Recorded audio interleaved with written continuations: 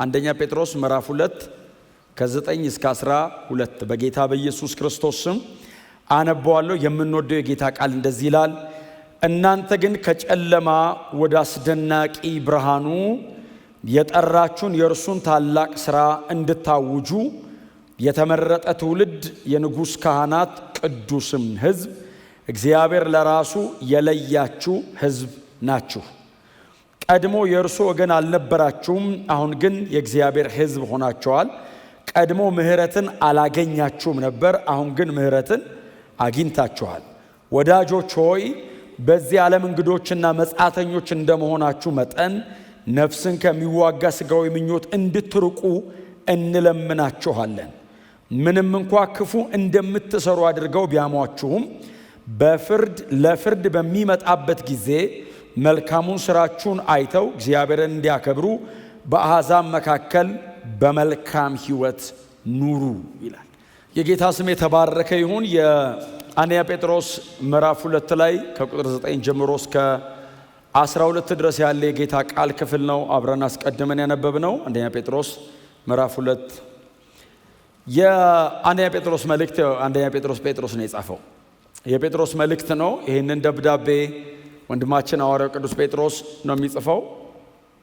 በዛ ዘመን ባቢሎን ብሎ ከሚጠራው አካባቢ ሆኖ ነው የሚጽፈው። እንግዲህ ምሳሌያዊ ገለጣ ይሁን በእርግጥ በአካልም ባቢሎን የሚባል አካባቢ ነበር በዛ ዘመን። አሁን ባቢሎን ማለት አሁን እኛ ኢራቅ ምናምን እንደምንለው የጥንቱ ባቢሎን ሳይሆን ባቢሎን ተብሎ የሚጠሩ አካባቢዎች ነበሩ። ግን በጣም በስፋት ያለው ጴጥሮስ የዕድሜው ማብቂያ አካባቢ ሰፋ የሚሉ ዓመታቶችን በሮም አካባቢ ስላሳለፈ እንግዲህ ሮምን እንደ ባቢሎን እያለ እንደጠራት ይታመናልና ከሮም ነው የመጨረሻውንም መጽሐፍ ወይንም ሁለተኛ ጴጥሮስን የጻፈው። በኋላ ላይ ደግሞ አገልግሎቱንም ጨርሶ ወደ ጌታ የሄደው በቤተ ክርስቲያን ታሪክ ላይ እንደምታነቡት ተዘግዝቆ እንደተሰቀለ ነው አይደለ? ብዙ የቤተ ክርስቲያን ታሪክ ላይ የምናነበው። ስለዚህ ያንን አይነት አሟሟት እንዲሞት የፈረዱበት የሮም ቄሳሮች ናቸው። ይሄም ደግሞ የተከናወነው 67 ዓመተ ምህረት ገደማ አካባቢ ሮም አደባባይ ላይ ነው። ስለዚህ ይህንንም ደብዳቤ ሲጽፍ ከዛ ሆኖ ጽፎት ሊሆን ይችላል እና ከሮም ነው የሚጻፈው። በተለያየ ቦታ ተበትነው ላሉ አይሁዳውያንም አሕዛቦችም ሆነው ግን በጌታ ላመኑ ሰዎች የተጻፈ መልእክት ነው። ምናልባት ከተሞቹ 5 ከተሞች አካባቢ ናቸው ጴጥሮስ በዚህ ደብዳቤ አድሬስ የሚያደርጋቸው ቅዱሳን የሚኖሩበት ጳንጦስ፣ ገላትያ፣ ቀጰዶቅያ፣ እስያና ቢታንያ ብሎ ነው የሚያስቀምጣቸው። በእነዚህ 5 ከተሞች ላይ ተበትነው ላሉ በክርስቶስ ኢየሱስ ላመኑ ቅዱሳን ይህንን ደብዳቤ ይጽፋል። ጴጥሮስ ይህንን ደብዳቤ ሲጽፍ በጥቅሉ የአንደኛ ጴጥሮስ መልእክት የሚነግረን በክርስቶስ ኢየሱስ አምነው በወንጌል እውነት ውስጥ የሚኖሩ ሰዎች ስደትና መከራ በምድር ላይ ይገጥማቸዋል።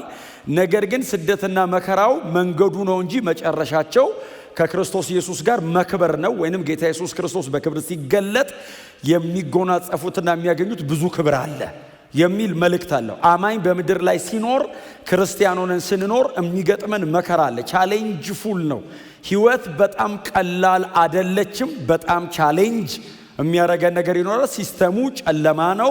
የተሸከምነው ስጋ ቀላል አይደለም። በጣም ኮራፕትድ ነው። በዙሪያችን ያሉ ክፉ ሰዎች አሉ። ስለዚህ ክርስቲያን ሆኖ አንድ ሰው በምድር ላይ ሲኖር በጣም በብዙ ሰልፍ ውስጥ ይኖራል። በዚያ ሰልፍ መካከል ግን በእግዚአብሔር ጸጋ ተደግፎ ጸንቶ በመጨረስ በዘላለም መንግስት ደግሞ ይከብራል። ይሄ የጴጥሮስ መልእክት ነው፣ ለኛም ነው። ዘንድሮም ማንም እግዚአብሔርን እየመሰለ ሊኖር የሚወድ ካለ ብዙ መከራ አለው፣ ምንም ጥርጥር የለውም።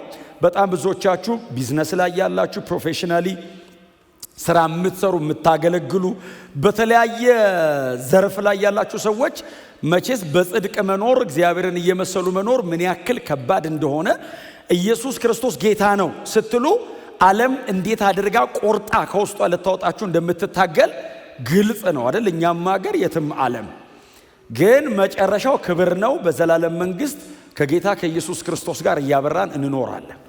መጽሐፍ ሲናገር እዚሁ አንደኛ ጴጥሮስ ምዕራፍ 5 ላይ ስለ ጌታ ስለ ኢየሱስ ክርስቶስ ስም መከራ ስትቀበሉ ደስ ይበላችሁ አላቸው። እና እነዛ ጳንጦስ፣ ገላትያ ምናምን ያሉ ሰዎች በጣም እየተሰቃዩ ነው። ባይዘው ስለ ኢየሱስ ክርስቶስ ስም መከራ ስትቀበሉ ደስ ይበላችሁ አላቸው። አይ ቲንክ ሰዎቹ አሜን ይሉትና ግን ምንድነው ሪዋርዱ? ምንድነው ታዲያ? እሺ ስለ ኢየሱስ ስም መከራ መቀበላችን ሽልማቱ የዚያን ጊዜ የክብር መንፈስ በእናንተ ላይ ያርፋልና። እግዚአብሔር ይመስገን። የክብርን መንፈስ ሰው በገንዘቡ ብዛት አያመጣውም፣ በትግል አያመጣውም። በክርስቶስ ኢየሱስ ስም መከራ ሲቀበል ጸንቶ ሲቆም እግዚአብሔር እንደ ሪዋርድ መሬት ላይ የሚሰጠው የክብር መንፈስ ነው። እንደው መንፈሱን ይሰጠዋል ብቻ አይደለም የሚለው የክብር የሚላለው ከፊት የክብር መንፈስ። በጽድቅ ጨክኑ፣ ከዚህ ዓለም ጋር ተቃራኒ ሆናችሁ ኑሩ። እግዚአብሔር የጣላችሁትና የናቃችሁትን ዓለም እግዚአብሔር በክብር መንፈስ ጨምሮ እንደገና እንድትንቁት ያደርጋል። ጎናችሁ ያለውን ሰው ስለ ወንጌል ብለህ ምንም ተቀበል በሉት። ስለዚህ ደብዳቤው እንደዚህ አይነት ሐሳቦችን የተሸከመ ደብዳቤ ነው። እንድታነቡት በእውነት እንድታነቡት እመክራለሁ። ከዚህ ደብዳቤ በፊት አይ ቲንክ የተወሰኑ የጳውሎስ ደብዳቤዎች የተጻፉ ይመስላል። በዚህ ደብዳቤ ላይ የወንድማችን የሐዋርያው ጳውሎስ መልእክቶች ብሎ ይጽፋል። የወንድማችን የሐዋርያው ጳውሎስ መልእክቶች ለመረዳት ትንሽ አዳጋች ናቸው። አንዳንዶችም አጣመው ለሚፈልጉት ነገር ያውሏቸዋል ብሏል። ስለዚህ ይሄ ደብዳቤ ከመጻፉ በፊት የጳውሎስ መልእክቶች የተወሰኑ ተጽፈዋል ማለት ነው። ስለዚህ ሰውየው እጁ ላይ የጳውሎስ መልእክቶች፣ የጳውሎስ አገልግሎት፣ የጳውሎስ ስብከቶች በጽሁፍ መልክ እጁ አካባቢ ደርሰውታል ማለት ነው። ስለዚህ የጳውሎስ መልእክቶች ያለው ሰው ነው። ቀጥሎ የሱና የጳውሎስ መልእክት ተቃራኒ እንዳልሆነ አንድ እንደሆነ ጴጥሮስ እያመለከተ ነው። ወንድማችን ጳውሎስ ለአሕዛብ ሐዋርያ ነው፣ እኔ ደግሞ ለአይሁድ ሐዋርያ ነኝ። ግን መልእክታችን አንድ ነው። የጳውሎስ መልእክቶችም እኔ እጅ ላይ መጥተዋል። ስብከቶቹንም ገላትያ ምዕራፍ 2 ላይ ጴጥሮስ ዮሐንስና ያዕቆብ ፊት መጥቶ ጳውሎስ ስብከቴ ይሄንን ይመስላል እስቲ እዩት ብሎ ባይዞ ጳውሎስ አሳይቷል። ዘንድሮ ምን ያህሎቻችን እንደምናሳይ ያላቅም፣ ግን ጳውሎስ ስብከት አምጥቶ እኔም ሰብከው ይሄንን ነው፣ እናንተ ደግሞ የበጎ ሐዋርያት ናችሁ እስቲ እዩት ስብከቴን ሲል አዩትና ምንም የምንጨምረው የምንቀንሰው ነገር የለም። አደራህን በመንገድ ድሆችን አስብ። ወንጌል እንደዛ ስለሆነ እንደው በመንገድ ግን አደራ ድሆችን ግን እንዳትረሳ። ጎናቸው ሰው ድሆችን አስብበት። ወንጌል ነው። እንደው ምንም እዚህ ላይ የምንጨምረው ነገር የለም። አዎ ግን እንደው በመንገድ ስትሄድ አደራህን ስታተስ ምናምን እንዳትመርጥ። እንደውም በመንገድ ብዙ ጊዜ ችላ የሚባሉ ድሆች ናቸው። ድሆችን ብቻ አስብ። ይሄንንም ታደርገዋል እርግጠኛ ነን፣ ግን እንዳትረሳው ብለን ነው አሉ። ስለዚህ የጳውሎስ መልእክትና እኔ የምሰብከው ወንጌል አንድ አይነት ነው። ጳውሎስ ከኢየሱስ ተቀብሏል፣ እኔም ከኢየሱስ ተቀብያለሁ። ሁለታችንም መካከላችን ክርስቶስ ነው የሚል ድምፅ አለው ደብዳቤው። ክብር ለእግዚአብሔር ይሁን። እና ጴጥሮስ ቀላል ሰው አይደለም፣ ባይዘው ቀላል ሰው አይደለም።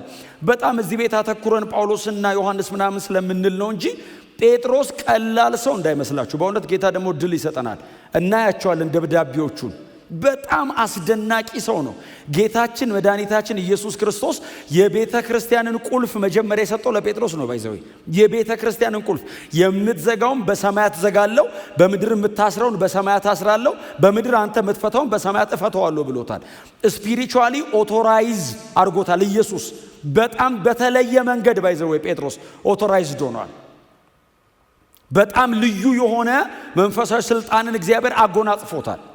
ለዛ ነው ለመጀመሪያ ጊዜ አሕዛብም አይሁድም የመንፈስ ቅዱስ ጥምቀት የተቀበልነው በዚህ ሰው የእጅ ነው። ባይዘው የሐዋርያት ሥራ ምዕራፍ 2 አይሁድ፣ የሐዋርያት ሥራ ምዕራፍ 10 አሕዛብ። ለመጀመሪያ ጊዜ የሆሊ ስፒሪት ባፕቲዝም የተከናወነው በጴጥሮስ እጅ ነው። እሱ ነው ቁልፍ አድርጎ በር የከፈተው። ቀላል ሰው እንዳይመስላችሁ። ያገለገለው አገልግሎትስ የመጀመሪያቱ ቤተ ክርስቲያን መሬት ላይ ስትተከል በጴጥሮስ ስብከት ነው የተተከለችው። ለመጀመሪያ ጊዜ ቸርች መሬት ላይ ስትተከል የሐዋርያት ሥራ ምዕራፍ 2 የመጀመሪያ ሰባኪ እሱ ነው። ቀላል ሰው አይደለም። መልእክቱስ ቢሆን ከኢየሱስ ክርስቶስ ጋር አብሮ እንደወጣ እንደገባ የሚመሰክር ነው። ይሄ መልእክት ምን ያክል እግዚአብሔር ጴጥሮስ ላይ ኢንቨስት እንዳደረገ የምታዩት ወንጌላት ላይ ያለውን ጴጥሮስ አንብባችሁ ደብዳቤውን የጻፈውን ጴጥሮስን ስታነቡ በእውነት ነው የምላችሁ እግዚአብሔር ሰውየውን ሪፎርም አይደለም የሚያደርገው፣ ትራንስፎርም ነው ያደረገው። እግዚአብሔር እንደው አድሶት አይደለም አፍርሶ ሌላ ሰው ነው የሰራበት። ወንጌላት ላይ ያለው ሰውዬ የብዙዎቻችን አይነት ነው። እዚህ ላይ ያለው ሰውዬስ አግሬሲቭ፣ ኃጢአት የማይታገስ ዲተርምን የሆነ በጽድቅ የማይደራደር ለወንጌል እውነት የሚሞት አይደለም፣ ሰዎች እንዲሞቱ የሚጋብዝ አይነት ሰው ነው። ወንጌል ምን ያክል ኃይለኛ እንደሆነ ኢየሱስ ምን ያክል ጴጥሮስ ላይ ዋጋ ከፍሎ ሰውየውን እንደቀየረው የምታዩት ይሄን ደብዳቤ ወንጌላት ላይ ያለውን ስምዖንንና ደብዳቤው ላይ ያለውን ጴጥሮስን ሁለቱን ሰዎች ስምዖንና ጴጥሮስን ብታዩአቸው ክብር ለእግዚአብሔር ይሁን። እና ይሄ ሰውዬ እችን ደብዳቤ ሲጽፍ ይሄንን ደግሞ ይጽፍላቸዋል። ቁጥር 9 ምንድነው የሚለው?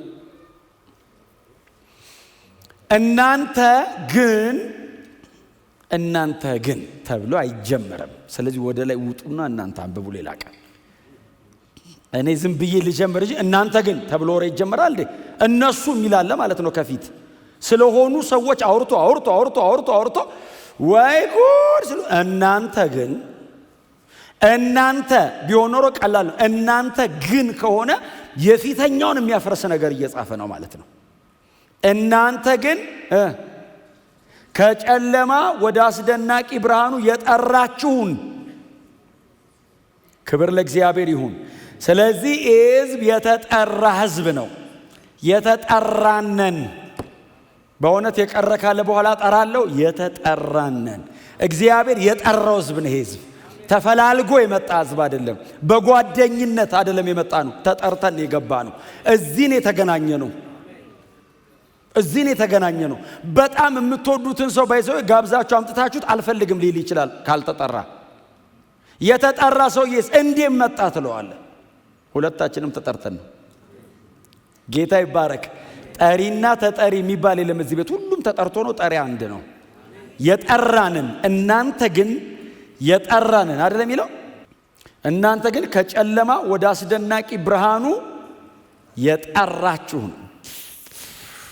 ምን አይነት ሰው ነው? ምን አይነት ሰው ነው ይሄ ሰውዬ? የተጠራችሁ ቢል ራሱ እኮ እልልልልል ነው። ከምን ወደ ምን እንደተጠራን ሲጽፉት ከጨለማ ወደ አስደናቂ ብርሃኑ የጠራችሁ። በጣም የመጽሐፍ ቅዱስ ቃላት ባይዘው ድንገት ራንደምሊ የገባ ቃል የለም። ኢንቴንሽናሊ መንፈስ ቅዱስ ቁጥጥር ውስጥ ስለሆኑ ሰዎቹ በጥንቃቄ ነው የተጻፉት። ወደ አስደናቂ ብርሃን አይደለም የተጠራችሁት፣ ወደ አስደናቂ ብርሃኑ አይደል? ወደ አስደናቂ ወደ ራሱ ብርሃን።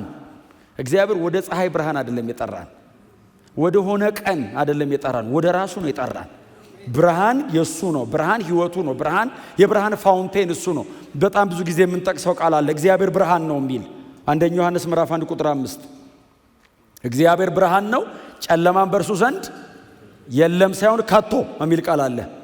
እግዚአብሔር ብርሃን ነው ጨለማ በእርሱ ዘንድ የለም አይደለም፣ ከቶ የለም። እግዚአብሔር ብርሃን ነው ጨለማ በእርሱ ዘንድ ከቶ የለም ማለት እንዴታ ለማሰብ ራሱ ፈልገ ማግኘት አይደለም። ይኖራል ብለ ማሰብ ፈልገ ማግኘት አይደለም። እንዴት ሊኖርስ ይችላል? ብርሃን ነው ማለት ፎስ የግሪኩ ቃል the light itself። እግዚአብሔር ተበድሮ አያበራም። የብርሃን ፋውንቴን ነው። ከላዩ ላይ ዝም ብሎ ይፈሳል ብርሃን ወንዝ። እስቲ አሜን በሏ። ፀሐይ ራሱ የምታበራው ተበድራው ነው። እንዲህ የምትለበልበን ተበድራ ነው። ምንጩ አትጠጋውም። ወደሚደነቅ ብርሃኑ የጠራችሁ። ከየት ነው የጠራኝ? ከድቅድቅ ጨለማ።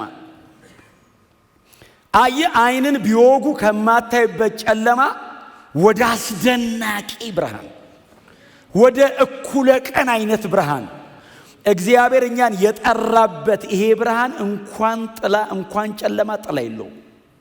እዚህ ህይወት ውስጥ አሁን እግዚአብሔር አጠገብ ተጠግተ ስትቀመጥ ውስጥህም ጎንህም ይበራል።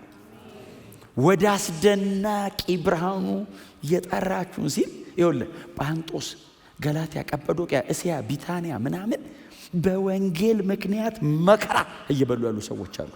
መከራው ባይዘው እስር ቤት እየገቡ መገረፍ ብቻ እኮ አይደለም።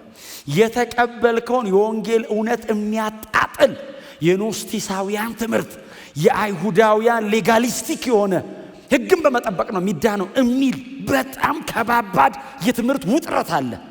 እላዩ ላይ ደግሞ የሥጋ መከራ ደግሞ አለ። ቀጥሎ ደግሞ በኑሮ ደረጃም ባይዘው እየተሰቃዩ ያሉ ሰዎች አሉ እዛ ውስጥ። እዚህ ሁሉ ውጥረት መሃል ለተቀመጡ ሰዎች ከጨለማ ወደ አስደናቂ ብርሃኑ የተጠራችሁ ናችሁ ሲል የሰዎቹን ተስፋ ዝም ብለህ አስበው። ለክርስቲያን ተስፋው እግዚአብሔር ብቻ ነው። በእውነት ነው የምነግራችሁ። የተቀዳደደ ልብስ ነበር የምትለብሰው፣ ጥሩ ልብስ ያለብሳል የሚል ተስፋ የለንም። እሱን ስራ የተቀጠረ ሰው በሙሉ ጥሩ ልብስ ይለብሳል። ክርስቲያን መሆን አይጠበቅብም። ኦፍ ኮርስ ያለብሳል። ምን ጥያቄ ያለው? እግዚአብሔር ያበላል። እኔም ብቻ ነው እንደሚያበላኝ? እጅን ትከፍታለህ ብሎ ሕይወት ላለው ሁሉ ከመልካም ነገር ታጠግባለህ። ለእኔ ብቻ ነው እንዴ ፀሐይ የሚወጣው? ለጻድቁም ለኃጡ። አንዳንድ ናቹራል ነገር ኮመን ነው። እዚህ ቤት ልዩነታችን ምንድነው? ማመስገኛችን ከድቅድቅ ጨለማ ወደሚደነቅ ብርሃን፣ ከዘላለም ፍርድ ወደ ዘላለም ጽድቅ፣ ከዘላለም ሞት ወደ ዘላለም ሕይወት። ማን ያመጣ? ጠርቶኝ ና ብሎ ጠራኝ። ሮጬ አልመጣሁም፣ እሱን የጠራኝ። የጠራችሁን ሲል አማኞች በሙሉ ለምን ተሰብኮላቸው የመጡት ይሄን ወንጌል ነው። ሌላ ነገር ተነግሮት የመጣ ሰው ነው ባይዘዌ ከጨለማ ወደ ብርሃን ስትለው ምን ማለት ነው የሚል ወንጌል ሰምቶ የመጣ ሰው ከጨለማ ወደ ብርሃን ስትለው መጀመሪያም የሰማሁት እሱን ነው። አጽናልኝ እስቲ አሜን አይደል? እዛ ምዕራፍ 1 ላይ እዚሁ ምዕራፍ 1 ላይ ከቁጥር 3 ጀምሮ እሱ አይደለ?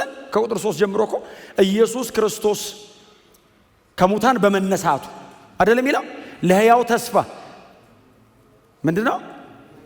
ለማይጠፋ እድፈትም ለሌለበት ለማያልፍም ርስት እንደ ምሕረቱ ብዛት ሁለተኛ የወለደን የጌታችን ኢየሱስ ክርስቶስ አምላክና አባት ይባረክ። ይሁት ደብዳቤውን ይባረክ ሲል ቅዱሳን በሙሉ ሁለተኛ ተወልዳችሁ ነው ይላል።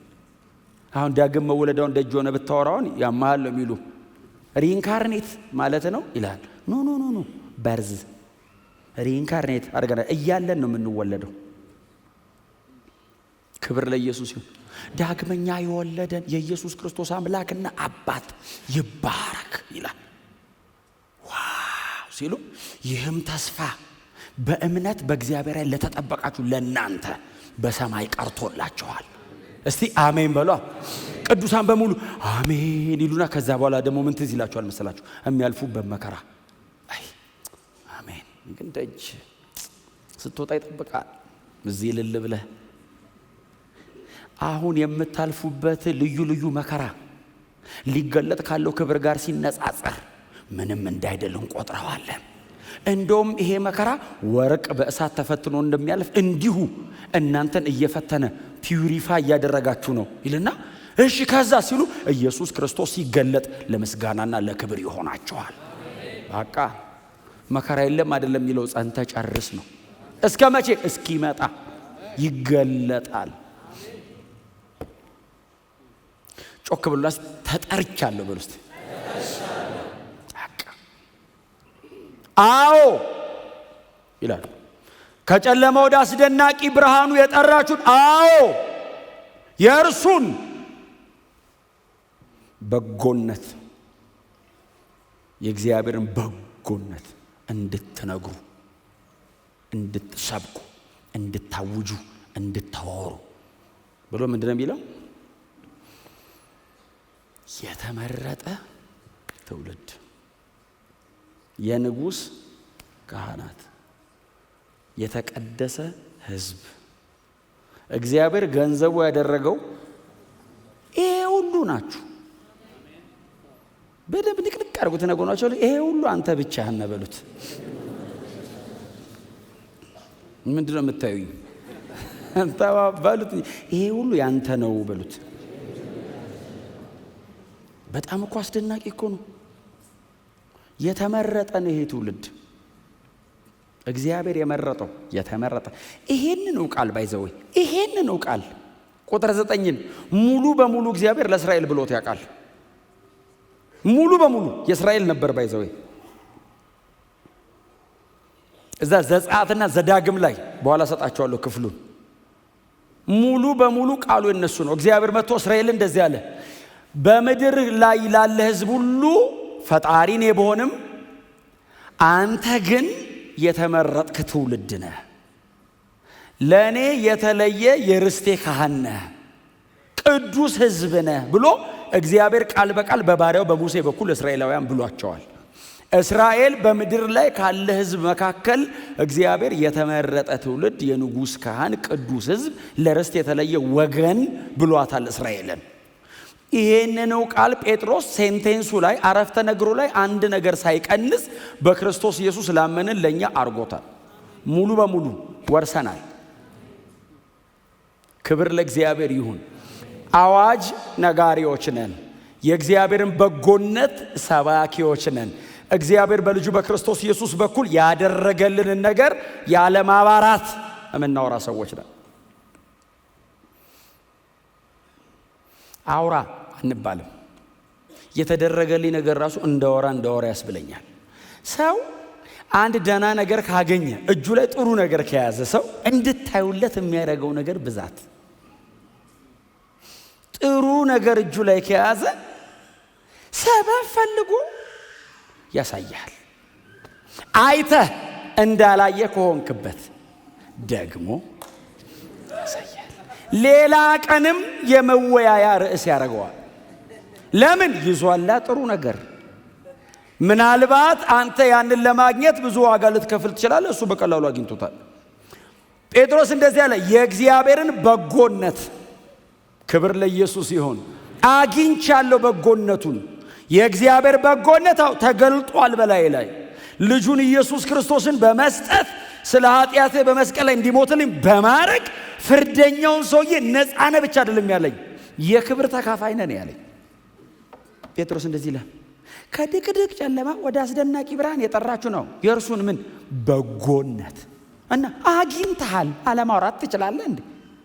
ሞት ፍርደኛ የነበርክ ሰውዬ ነፃ ነህ እኮ። አይደለም እኮ ያለን እኮ ጌታ የክብሬ ተካፋይ፣ ከኔ ጋር አብራችሁ ለዘላለም እምትነግሱ ናችሁ። ዝም ብለህ ነፃ ወጣሁ ብቻ የምትለው አይደለም። ተካፍለህ ኤክስፔሪየንስ አድርገህ ህይወትን ቀምሰህ ከኢየሱስ ጋር መኖር ለምደህ አይ ልዩነቱ ይገባሃል። ድቅድቅ ጨለማና ደማቅ ብርሃን። ኢየሱስ ለዘላለም ጌታ ነው። የእርሱን በጎነት እንድትናገሩ። እሺ፣ የተመረጠ ትውልድ፣ የንጉሥ ካህን። ማነው ንጉሡ? እግዚአብሔር። የእርሱ ካህናት። ኖርማሊ የንጉሥ ካህናት የሚለው የእግዚአብሔር ካህናት ማለት ብቻ አይደለም፣ ንጉሥም ካህናትም ማለትም ትርጉሙ መንግስትም ካህናትም ማረገን ይላል ራዕይ ምዕራፍ 1 ላይ ትዝ ይላችኋል። ኪንግ ኤንድ ፕሪስት ሁለቱ ኦፊሶች ማለት ብሉይ ኪዳን ላይ አንድ ላይ ማድረግ ፎርቢድን ነው፣ የተከለከለ ነው። ንጉሥ ካህን መሆን አይችልም፣ ካህን ንጉሥ መሆን አይችልም። ኢየሱስ ብቻ ነው እነዚህን ሁለት ኦፊሶች ክሌም ያደረጋቸው። ቀጥሎ አካፈለን፣ መንግስታትና ካህናት። ክብር ለስሙ ይሁን። የንጉሥ ካህን፣ ቅዱስ ሕዝብ፣ ለርስት የተለየ ወገን ናችሁ። እግዚአብሔር በነፃ ነው ይሄንን ያደረገው። የተመረጠ ነው ይሄ ጉባኤ። ዝም አትበሏ፣ አውሯ። እየወጣችሁ ላገኛችሁት ሰው በሙሉ ይሄን በጎነት አውሩ እና ወደ ኢየሱስ። ይገርምሃል፣ ከድቅድቅ ጨለማ ነው ያወጣኝ። አሁንስ የሚያስደንቅ ብርሃን ውስጥ ነው ያለሁት። ኑሮ ይመስክረው። ይስበክ አረማመዳችሁ። ሰው እኮ እንዲህ ሲያይ እኮ ያውቃል። ምንድነው እንደዚህ የሚያረግ ይላል እኮ። ምንድነው ደስ የሚልህ? ከጨለማ ወደ ብርሃን መጥቼ ነው። ከዲያብሎስ አገዛዝ የእግዚአብሔር ልጅ የመሆን መብት። ክብር ለእግዚአብሔር ለአምላካችን ይሁን። ይሄንን እንድትናገሩ የተመረጠ ትውልድ ናችሁ። ቅዱሳን ዝም እንዳትሉ። ዛሬ ልነግራችሁ የመጣሁት ይሄንን ነው። በጎነት ያየ ሰው ዝም እንዳይል። መመረጡ የገባው ሰው፣ ቅዱስ ሕዝብ እንደሆነ የገባው ሰው፣ የንጉሥ ካህን ነኝ የሚል ሰው በፍጹም እግዚአብሔር ይሄንን ሁሉ ነው ላይ ጫነብህ። እንዴት ነው ዝም የምትለው? እንዴት ነው ኖርማል የምትሆነው? ተካፍያለሁ፣ አግኝቻለሁ። ምን አርገህ? በነፃ እኔስ ትችላለህ። ና ኢየሱስ ጌታ ነው። ወንጌል መስበኪያ ወር ይሁን እስቲ። ይሄ እድሜያችን ሁሉ እንሰብካለን። በተለየ መንገድ ግን ይሄን ወር እስቲ ወንጌል መስበኪያ አድርጉት። የእግዚአብሔርን በጎነት ተናገሩ፣ አውጁ። የክርስቶስ ኢየሱስን የዘላለም ሕይወትነት አውጁ፣ አውሩ። በፍጹም ዝም እንዳትሉ። ከዛ ቀጠለ ቁጥር 10 ምንድነው የሚለው? ቁጥር 10 ቀድሞ የእርሱ ወገን አልነበራችሁም፣ አሁን ግን የእግዚአብሔር ሕዝብ ሆናችሁ። ምህረት የማይገባ ምህረት የተገባሽ አልኳት።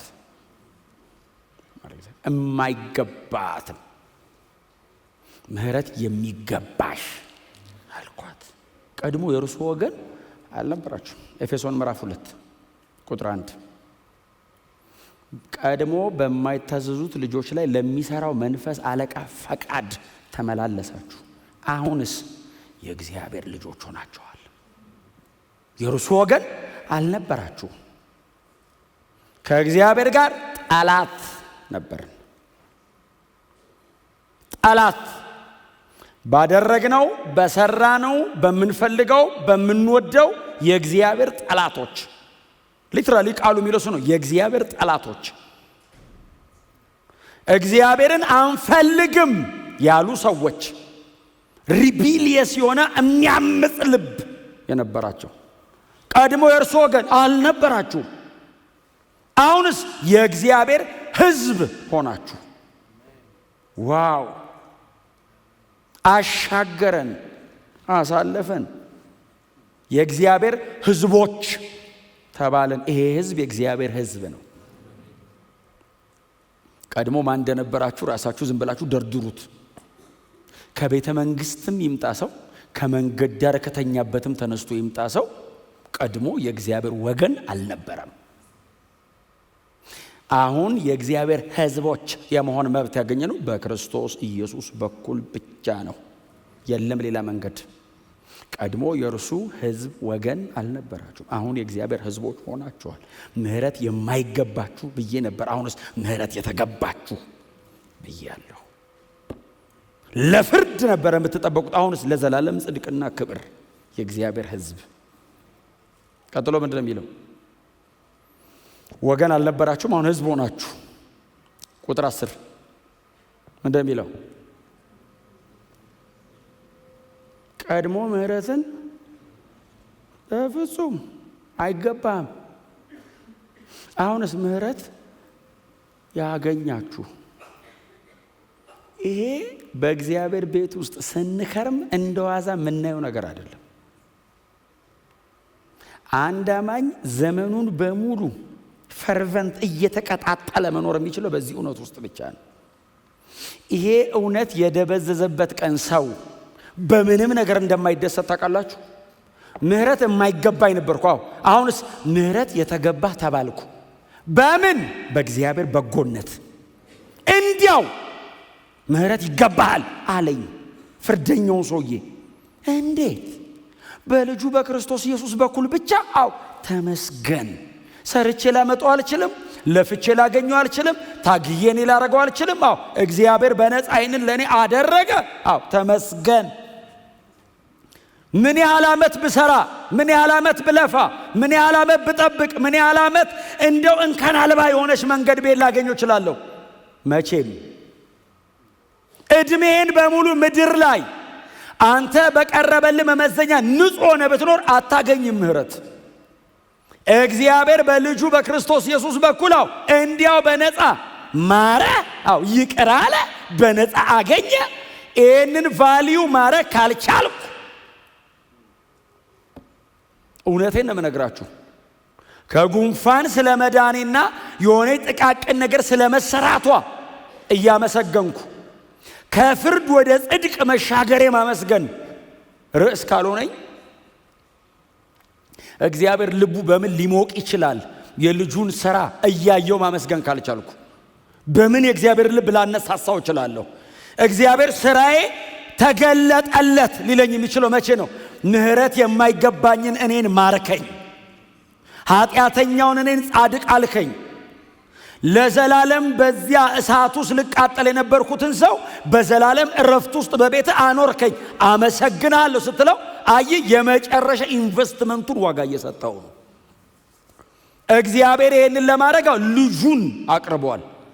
በልጅ በኩል ነው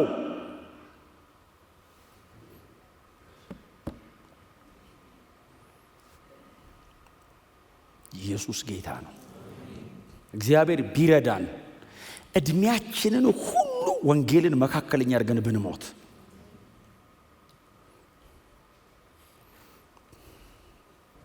በነፃን የተቀበልኩት እያመሰገንኩ ኖራለሁ። ምህረት በነፃን የተሰጠኛው እያመሰገንኩት እያከበርኩት ክብራችንን ጥለን እያከበር ነው። ስሙ ለዘላለም የተመሰገነ ይሁን። ግን ደግሞ ይሄንን በጎነቱን እንድትናገሩ እግዚአብሔር ይሄንን ሁሉ ሲያደርጋችሁ የማይገባችሁን ሁሉ ሲሰጣችሁ ይሄንን ሁሉ አሜን ብላችሁ ስትቀበሉ ደግሞ ያለ ቁጥር 11 ደግሞ ሙሉ አይሆንም። ይሄ ሁሉ እግዚአብሔር በነፃ ለጥላውን ያጎናጸፈው ያፈሰሰለት ነገር ነው። ይሄንን ሁሉ ነገር የተቀበለና የተካፈለ ሰው ቁጥር 11 እና ቁጥር 12ን መኖር አለበት። የተመረጠ ቅዱስ የንጉሥ ካህን ለርስት የተለየ ወገን በነፃ ምህረት የማይገባውን ምህረት ሰጥቶ ፍርደኛውን ጻድቅ አድርጎ እግዚአብሔር አኑሯል። እውነት ነው። ጥርጥር፣ ጥያቄ መልስ የለውም። እውነት ነው። ተካፋዮች ነን። አሜን። ቁጥር 11 በዚህ ዓለም እንግዶችና መጻተኞች ናችሁ። እንደመሆናችሁ የሚለውን ተውት። ናችሁ እንደመሆናችሁ የሚለው የሚቀጥለውን አረፍተ ነገር ስለሚያመለክት የመጀመሪያው እንግዶች ናችሁ። እስቲ አሜን በሏ። ይሄን ሁሉ የተጎናጸፈ ሰው ሊደላደል ሲል ምድር የኔ ናት ሊል ሲል መጻተኛ ነው። ብራዘር መጻተኛ ምን አይነት ሰው ነው? ሰው ሀገር የሚኖር እንግዳ፣ የሌላ ሀገር ሰው፣ ዲያስፖራ። ቆንጆ ቃል። ሪል ዲያስፖራ ክርስቲያን ሀገር ሌላ ቦታ ነው፣ እዚህ መታ ነው። ጥላይ ደግሞ እንሄዳለን። ጎናቸው እርሱ ብራዘር መጻተኛ በሉት።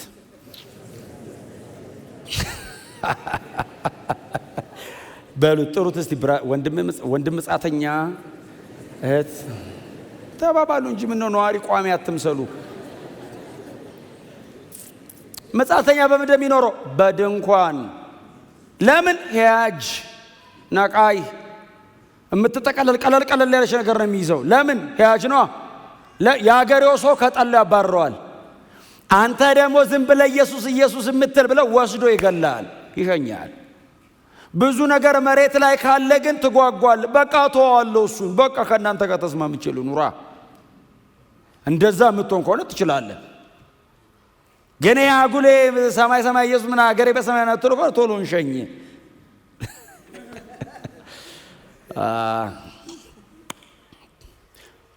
እንግዶችና መጻተኞች ናችሁ። መጽሐፍ ቅዱሳችን ላይ በጣም ብዙዎቹ የእስራኤል በተለይ እና አብርሃም እና ይስሐቅ እና ያዕቆብ ተጓዥ ናቸው አይደል? ተጓዥ ነበሩ። ማህበረሰቡ ተጓዥ ነበር። ስፔሻሊ ግን አብርሃም አይገርማችሁ እግዚአብሔር ርስት አድርጎ በሰጠው ምድር እንደ መጻተኛ ኖረ የሚል ቃል አንብባችኋል? ሰው ሀገር አይደለም ባይዘው ራሱ ርስት አድርጎ ነው የሰጠው። ይሄ ሀገር ያንተ ነው አለ። እሺ አለና አጠረው። አብርሃምን ብሎ ነው ሰው የመጣው። ከዛስ እግዚአብሔር ርስት አድርጎ በሰጠው ምድር ላይ እግዚአብሔር በሰጠው ጉዳይ እንግዳው ነው እንደ መጻተኛ። ሚስቱ ሳራ ስትሞት ትዝ ይላችኋል? ሄዶ የመቃብር ቦታ ገዛ ይልና አንተ እኮ ጌታችን አንተም ብለን መተን ሰፍረን እንዴት ነው አንተ መቃብር ቦታ የምትገዛው ሲሉት አለ አብርሃም አይ እግዚአብሔር የመሰረታትን ከላይ የምትወርደውን ከተማ አጠባበቃለሁ አለ። ያንተ እኮ ነው። ኧረ አይደለም ውሰዱት። አንተስ ባዶን አይ እግዚአብሔር የመሰረታት ከሰማይ የምትወርድ ከተማ ትጠብቀኛለች፣ እሷን የምትጠባበቀው እና በቋሚነት የምኖረው እዛ ነው።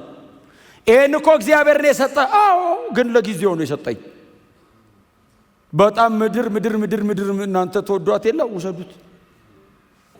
መጻተኞች ናችሁ፣ እንግዶች ናችሁ አለ። እንግዲህ እንደ መጻተኛና እንግዶች እንደመሆናቸው ይልና ምንድነው የሚለው? ነፍስን ከሚዋጋ ስጋዊ ምኞት እንድትርቁ አሳስባለሁ አይደለም የሚለው? እለምናችኋለሁ። ኦሬዲ እናንተ የሌላ ሀገር ሰዎች ናችሁ። አሁን መጻተኛ ነች። ኧረ ባካችሁ። ኧረ ስለ እግዚአብሔር ጴጥሮስ ባይዘው አይለምንም። ደብዳቤዎቹን ሂዱና አንብቡ እናንተ። ጴጥሮስ የሚለምን እንዳይመስልህ የፍርድ ቃል ነው ካፉ የሚወጣው። አሁን ለማን ነው የሚጻፈው? ለአማኞች፣ ለኛ እና ብራዘር ሲስተርስ ነና። እንደው ባካችሁ መጻተኛ መሆናችሁ የሚታወቀው አንዱ ስጋን ከሚዋጋ ክፉ ምኞት ስትሸሹ። እዛ ላይ ጥልፍልፍ ካላችሁማ የዚህ ሀገር ነዋሪ ነው የምትመስሉት። ስጋን ከሚዋጉ ክፉ ምኞት እንድትሸሹ እንድትርቁ እለምናችኋለሁ። ለምን?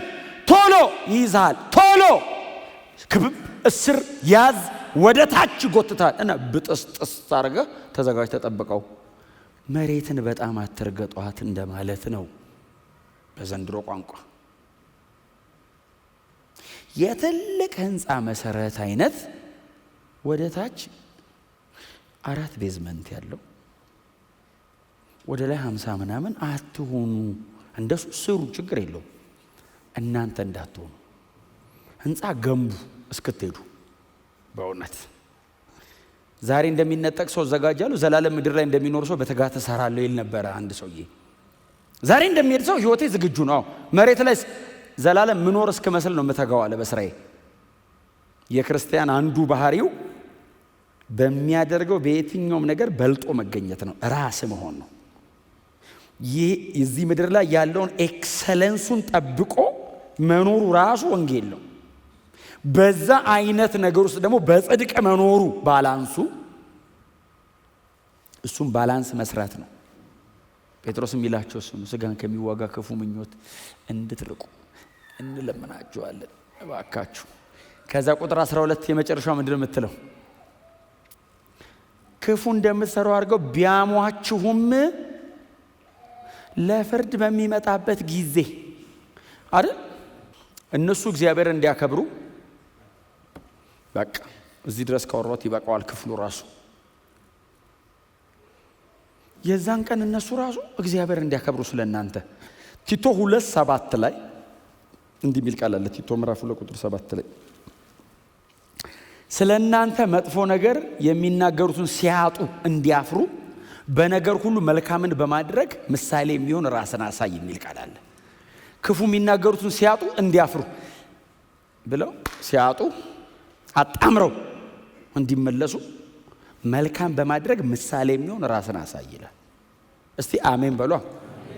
አረ እንዴት ተደርገው ቀርጤስ እየኖርኩኝ እዛ እነዚዮስ የሚመለኩበት ያ ሁሉ ኃጢአት። ሰዎቹ ራሱ እኮ ሆዳሞች ናቸው አይደል? ሆዳሞች፣ በላተኞች፣ ክፉ አራዊት ናቸው ይላል የከተማው ሰው። አንዱን መሆኑ ከባድ ነው እንኳን ሶስቱን ባንዴ። አንተ ሆዳም ሆኖ ሰው በላተኛ ምን ማለት ነው? ራሱ ሆዳም ላይ በላት ጸልይ ነው የምትይዘው እጁን። እግዚአብሔር ምኑ ጋር ነው የምትጸልይለት? ራሱ እዚህ ጋር ነው፣ እዚህ ጋር ነው፣ እዚህ ሆዳሞች ናቸው ብሎ ቀጥሎ በላተኞች ይላል። ከዛ ክፉ አራዊት ራሱ አራዊት እኮ ከባድ ነው። ቀጥሎ ክፉ የሚላለው ከፊት ከአራዊትነት ላይ ክፋት ሰው እኮ ነው። እንዲህ ናቸው ብለህ ራስ የጻፍከው ከተማ ላይ እንዴት አድርገህ ነው መልካም በማሳየት ራስን አሳይ የምትለኝ ሲለው ቁጥር 11 ላይ ሰዎችን ሁሉ የሚያድን እግዚአብሔር ጸጋ ተገልጧል። ይህም ጸጋ ዓለማዊ ምኞትና ኃጢአተኝነትን ክደን የተባረከውን ተስፋችንን የኢየሱስ ክርስቶስን የክብር መገለጥ እየተጠባበቅን እግዚአብሔርን በመምሰል በጽድቅ ራሳችንን በመግዛት በአሁን ዘመን እንድንኖር ያስተምረናል። እስቲ አሜን በሏ። አሁን ጸጋው ምንድነው ስራው? ማስካድ፣ ቀጥሎ እንድንጠብቅ ማድረግ፣ ቀጥሎ ማስተማር። 3 አይደል ስራው? ያስክደናል፣ ቀጥሎ እንድንጠብቅ ያደርገናል ብሎ ራሳችንን እንድንገዛ እግዚአብሔርን እንድንመስል በጽድቅ እንድንኖር መቼ? አሁን በዚህ ዘመን ያስተምረናል። አሜን ነው። ይህንን ግን የእግዚአብሔር ጸጋ በአንተ ሲሰራ የሚናገሩትን ክፉ ነገር ሲያጡ ያፍራሉ። ይህንን ሁሉ ድነት፣ ይህን ሁሉ በጎነት፣ ይህንን ሁሉ የእግዚአብሔርን ቸርነት ተሸክመ እንዴት ነው መኖር ያለብህ? እንደ ቁጥር 11 እና እንደ ቁጥር 12 ይህንን ሁሉ የእግዚአብሔርን ማዳን ያየ ለርስት የተለየ ቅዱስ ሕዝብ የተመረጠ አቤት በቃ ሕዝቡን አስቡት። አሁን የአንደኛ ጴጥሮስ ይህን ያክል ባይዘ ይህን የሚያክል ቸርች ኢየሩሳሌም ቸርች ሊሆን ይችላል። በጣም ትንንሽ ናቸው። በቤት ውስጥ ያሉ ናቸው ብዙዎቹ ቸርቾች 6 10 አሁን የኛ ባይብል ስተዲ ግሩፕ ራሱ እኮ አንድ ግሩፕ እስከ 30 ሰው ነው አይደል? ያን ያክል ራሱ ቸርች የለም። ትንንሽ ናቸው። እነ ፊሊሞና ቤት እነ አክርጳ እነ ምናምን ተሰብስበው ከተመረጠ ትውልድ ባል አሜን 7 10 ለርስት የተለየ ወገን ሲል 10 ነው ወገን አሜን ይበጫባበጣሉ አሜን እኛ ነን ሌላው ቄሳርንቶ ጴጥሮስ እኛን ምናምን እያየ ነው ባይዘው እንደዚህ 3000 ምናምን ሰው የሚይዝ አንድ ቸርች እያየ ወገን ህዝብ ይመጣል ይላል ወንጌል ኃይለኛ ነው ብዙዎችን ይጠራል ይናጠቃል እስቲ አሜን በሏ በቃችን ማውን ጠባናለች በደንብ አፈራርሰን 10000 እናረጋውና ወገን የሚለው እንጠጋዋለን ቃሉ ገና ነው እሱ ክብር ለኢየሱስ ስጋን ከሚዋጋ ክፉ ምኞት እንድትርቁ እንለምናለን መጻተኞች ሆይ አገራችሁ በሰማይ ነው ስጋን የሚዋጋ ክፉ ምኞት የተባሉት የዚህ አገር ነዋሪዎች ህይወት ነው የናንተ ሰማያዊ ነው ስለዚህ የዛኛው አይነት ህይወት ኑሩና እርሱ የሚመጣበት ቀን አይደል በሚገለጥበት ቀን ያመሰግናሉ ማለት ነው ኢየሱስ ሲገለጥ እኮ እኛ መክበሪያችን ነው ባይዘው በዚህ ስትኖሩ እስኪመጣ ይጠብቋችኋል ልክ እሱ ሲመጣ ተለውጠን እርሱን መስለን ስንሄድ ተንበርክከው ለእግዚአብሔር ክብር ይሰጣሉ ትክክል ነው ለካ ህይወታቸው ለካ እውነቱ ይሄ ነው ይላሉ ተጠበቁ በክርስቶስ ኢየሱስ ያመናችሁ ሆይ ተጠበቁ ምናልባት በዚህ ወንጌል ብርሃን ውስጥ አይደለሁም እምትሉ ወንድሞች በነፃ ነው ይሄ ህይወት በነፃ እግዚአብሔር ነው ጠሪ ሌላ ጠሪ የለም ሁላችን ከእግዚአብሔር የተቀበልነን እናንተንም እንጋብዛችኋለን ወደዚህ አስደናቂ ሊብራራ ወደማይችል ህይወት እግዚአብሔር ወደ ከበረበት ልጁ ኢየሱስ ክርስቶስ ወደ ነገሰበት በመንፈስ ቅዱስ አማካይነት ብዙ አማኞች ወደሚፈልሱበት ወደዚህ መንግስት እንጋብዛችኋለን